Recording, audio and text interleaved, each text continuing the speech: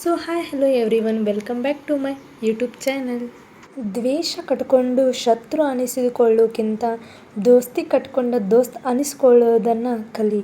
ಯಾಕಂದ್ರೆ ದ್ವೇಷ ಸಾವನ್ನು ತರ್ತೈತಿ, ಅದರ ದೋಸ್ತಿ ಸಾವನ್ನು ಜಯಿಸ್ತೈತಿ. ಇದನ್ನು ಮೇನ್ ಅರ್ಥ ಮಾಡ್ಕೋಬೇಕು ಫ್ರೆಂಡ್ಶಿಪ್.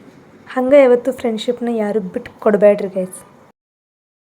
ಸೊ ಈ ಥರ ಎಲ್ಲ ಫೈರ್ ಕ್ಯಾಂಪ್ ಎಲ್ಲ ಮಾಡಿದ್ವಿ. ಸೊ ಫ್ರೆಂಡ್ಶಿಪ್ ಅನ್ನೋದು ವ್ಯಾಲ್ಯೂ ಅನ್ನೋದು ಅರ್ಥ ಮಾಡ್ಕೊಂಡ್ವಿ. ಈ ಫೈರ್ ಕ್ಯಾಂಪಿಂದ ಎಷ್ಟೋ ಮನಸ್ತಾಪಗಳಾಗಿದ್ದು ಒಬ್ರೊಬ್ರದ್ದು, ಅದನ್ನೆಲ್ಲ ಒಂದು ಮಾಡಿಸಿಕೊಡುವಂಥದ್ದು ಒಂದು ಮೆಮೊರೇಬಲ್ ಡೇ ಆಗಿತ್ತು ನೋಡ್ರಿ ಗೈಸ್ ಇದು. ಸೊ ಈ ಅನ್ನಂತೂ ಬೆಂಕಿನ ಆರಿಸೇ ಬಿಟ್ಟ.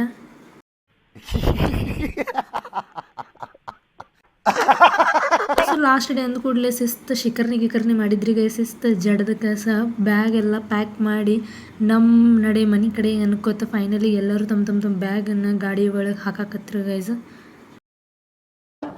Congratulation brother, congratulation. ನಾವು ನಮ್ಮ ಎಲ್ಲ ಬ್ಯಾಗ್ಗಳೆಲ್ಲ ಲಗೇಜಸ್ ಎಲ್ಲ ಗಾಡಿ ಒಳಗೆ ಹಾಕಿ ನಮ್ಮ ಸಣ್ಣ ಬ್ಯಾಗ್ ತೊಗೊಂಡು ಬಾಯ್ ಅನ್ಕೋತ ಕ್ಯಾಂಪ್ದೆಲ್ಲ ಲಾಸ್ಟ್ ಡೇ ಆಗಿತ್ತು ಗೈಸ್. ಸೊ ಹೊಂಟ್ವಿ. ನಮ್ಮ ಬೆಳಗ್ಗೆ ಬಂದು ಕೂಡಲೇ ಇದೊಂದು ಇದ್ದಿದ್ದೆ ಅಲ್ರಿ ಗೈಸ್, ನಾಷ್ಟ ಅಷ್ಟು ಮಾಡಿದ್ವಿ ನೋಡ್ರಿ.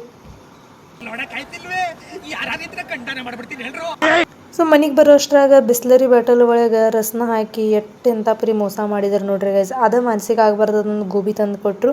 ಸೊ ಇವತ್ತು ನೋಡ್ರ ಮಾವಿನಕಾಯಿ ಮಾರಾರ ನಮ್ಮ ಮನೆಗೆ ಬಂದವರು, ಏನು ನಮ್ಮ ಮನೆಗಿನವರ ಮಾವಿನಕಾಯಿ ಮಾರಕ್ಕೆ ಹೊಂಟಾರ ಅನ್ನೋದು ಒಂದು ಅರ್ಥ ಆಗತ್ತಿಲ್ಲ. ಯಾಕಂದ್ರೆ ಈ ಥರ ಮಾವಿನಕಾಯಿ ಗೋಳಿ ಹಾಕಿದ್ದಾರೆ ನೋಡ್ರಿ ಗೈಸ್ ಮನ್ಯಾಗ. ಸೊ ಇವತ್ತಿನ ವ್ಲಾಗ್ ಯಾರಿಗೆಲ್ಲ ಇಷ್ಟ ಆಗೈತಿ ಲೈಕ್ ಮಾಡಿ, ಶೇರ್ ಮಾಡಿ, ಸಬ್ಸ್ಕ್ರೈಬ್ ಮಾಡಿರಿ. ನೆಕ್ಸ್ಟ್ ವಿಡಿಯೋಗೆ ಸಿಗೋಣಂತ.